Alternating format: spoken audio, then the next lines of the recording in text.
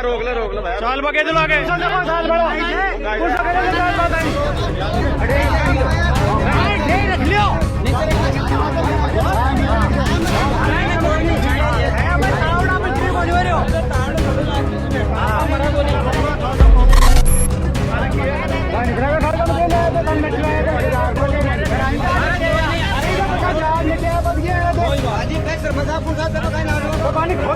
कहा जा रहा है कि आपके लिए यहाँ पर जलने की जगह नहीं है, आप कहीं पर भी जलाओ। आप इस शमशान में नहीं जला सकते क्योंकि वो ऊंची जाति वालों का शमशान है। हम छोटी जाति के हैं, इसलिए हमारे को जलने का अधिकार नहीं, मंदिर में जाने का अधिकार नहीं, कुएं में पानी पीने का अधिकार नहीं है। हम ये आज़ादी के 72 साल बाद कौन सा जीवन जी रहे हैं। हमें तो ये लग रहा है कि अफगानिस्तान पाकिस्तान में जी रहे हैं। उससे ज़्यादा स्वतंत्रता तो इस्लामिक देशों में होगी हमारे लोगों को। साथियों नमस्कार, जय भीम, सत श्री अकाल, आदाब। मैं उमेश करुणा और आप देख रहे हैं बहुजन हलचल। देश के अंदर दो ऐसी बड़ी खबरें जो कि मानवता को शर्मसार कर देने वाली है। पहली खबर जो कि राजस्थान से सामने आई और दूसरी खबर जो कि उत्तर प्रदेश के लखीमपुर खीरी से जुड़ी हुई है। पहली खबर जो कि राजस्थान से, उस पर हम चर्चा करेंगे। राजस्थान के अंदर एक दलित समाज के मृतक को, जिसमें कि उसको अंतिम संस्कार के लिए जमीन मुहैया नहीं करा दी गई, जो अपने आप को तथाकथित ऊंची जाति के लोग समझते हैं, उन्होंने एक मृतक को शमशान के अंदर एंट्री नहीं करने दी। हम आपको बता दें कि जो आप तस्वीरें देख रहे हैं, ये दलित समाज के वह लोग हैं जो कि आज भी मानसिक रूप से गुलाम बने हुए हैं। इतनी प्रताड़ना होने के बाद भी यह धर्म को नहीं छोड़ते। डॉक्टर बाबा साहब अम्बेडकर जी ने धर्म का रास्ता दिखाया, लेकिन यह लोग आज भी उसी दलदल में, आज भी उसी नरक जैसी जिंदगी को जीने में खुश हो रहे हैं। आप देख सकते हैं इनका सिर मुंडन हुआ है, सिर के पीछे चोटी भी रखी हुई है और कपड़े भी इन्होंने पूरे यानी कि ब्राह्मणवादी व्यवस्था के पहने हुए हैं। और है यह नीच, यानी कि तथाकथित ऊंची जाति जो अपने आप को लोग बोलते हैं, उनकी नज़रों में यह नीच है, यानी दलित है, शूद्र है। और यह कितने भी अपने आप को हिंदू समझ ले, आखिर यह दलित ही रहेंगे, क्योंकि जब तक यह बौद्ध धर्म से नहीं जुड़ेंगे तो यह हिंदू धर्म की इसी व्यवस्था में दलित बनकर जीते रहेंगे। हम आपको इस खबर को सिलसिलेवार बताते हैं। ग्राम संतोषपुर, तहसील रिंगस, जिला सीकर, राजस्थान, जहां पर मृतक कानाराम बावरिया, जिसके देह को यानी उसकी जो डेड बॉडी है उसको शमशान भूमि में ले जाते समय बीच रास्ते में रोका गया और इलाके में जो कि दबंग लोग हैं, जो अपने आप को ऊंची जाति का कहते हैं, बावरिया समाज के व्यक्ति के शव का अंतिम संस्कार करने से रोक दिया। और उसके बाद वहां लोगों में रोष पैदा हुआ। दाह संस्कार नहीं कर दे। तो एक कणक तमो यार खटका रे बड़ा उदे। मैं संतोषपुरा का रहने वाला यहाँ और संतोषपुरा में वहाँ। पिताजी का नाम हूँ कानाराम। तो कणक तमो यहाँ वो कालो यहाँ। तो अब कई मामलों रे? अब वे माने रिशपाल जी और जीतू सरपंच जी दोनों में बागन तो जावा तो बे बाने बट्ठे भेजे, रिशपाल जी जावा ना, रिशपाल जी बानी बरा काकड़ भेजे।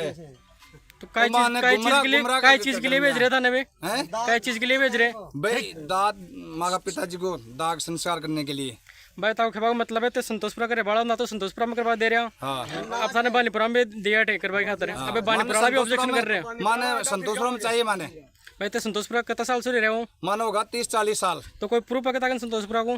आधार कार्ड है, बोर्ड लिस्ट है, राशन कार्ड है। और तो मतलब 30 वर्ष संतोषपुरा में रह रहे हो। हाँ। और बोर्ड भी बटे देता रहे हो। हाँ। कौन है बेटा को सरपंच? आज जीतू है, राधा देवी, राधा माँ है। मैं सीताराम मिश्रा, सरपंच प्रतिनिधि चोमू प्रोहितान जी। ये संतोषपुरा से कानजी बावरिया का आज निधन हो गया। उनकी डेड बॉडी को ये संतोषपुरा दाह संस्कार करने के लिए शमशान में लेके आए। तो इन लोगों का बताना यह है कि संतोषपुरा में कोई नेताजी हैं, वो इनका दाह संस्कार नहीं करने दे रहे। और उन्होंने ये कहा है, पास में भवानीपुरा गांव पड़ता है, उस गांव की सीमा में एक कोई गोचर ज़मीन है, उसमें जाके दाह संस्कार कर दो खालडा में। तो ये लोग बड़े आदमी होने की वजह से यहाँ आकर के दाह संस्कार करने के लिए बॉडी लेकर के आ गए। भवानीपुरा ग्राम वासियों ने और समस्त ग्राम पंचायत चोमू प्रोहितान वासियों ने इस बात का विरोध जताते हुए इनको जानकारी होने पे यहाँ सीमा के ऊपर ही आ गए और आपस में समझा करके इनको यहाँ रोक लिया और बातचीत चल रही है। सीआई साहब को मैंने सूचित कर दिया। सीआई साहब सुरेश जी देवंदा अभी मौके पर आ रहे हैं और इनको मैंने जो बात नियमानुसार रेगुलेशन के तहत जो बात थी वो मैंने समझा दी है कि जहाँ का व्यक्ति निवासी होता है और उसके वारिस होते हैं तो वो वारिस के आधार पे पीछे परिवार होता है तो वो परिवार वारिस के आधार पे शमशान भूमि जो उनकी पैतृक जो शमशान भूमि लगती है वहीं दाह संस्कार किया जाता है। और अगर लावारिस होता है उसका दाह संस्कार हमारे रूल रेगुलेशन में होता है, भले ही उसका कोई दाह संस्कार करने वाला नहीं होता है तो हम किसी भी शमशान भूमि में दाह संस्कार करवा सकते हैं और पुलिस प्रशासन अपने लेवल पे भी करवा देता है, भले ही कोई वारिस हो या मत हो। या अगर वारिस होता है तो संबंधित जो उनका पैतृक शमशान भूमि है, उनकी जो रेवेन्यू विलेज में जो शमशान भूमि पड़ती है उसी के अंदर दाह संस्कार किया जाता है।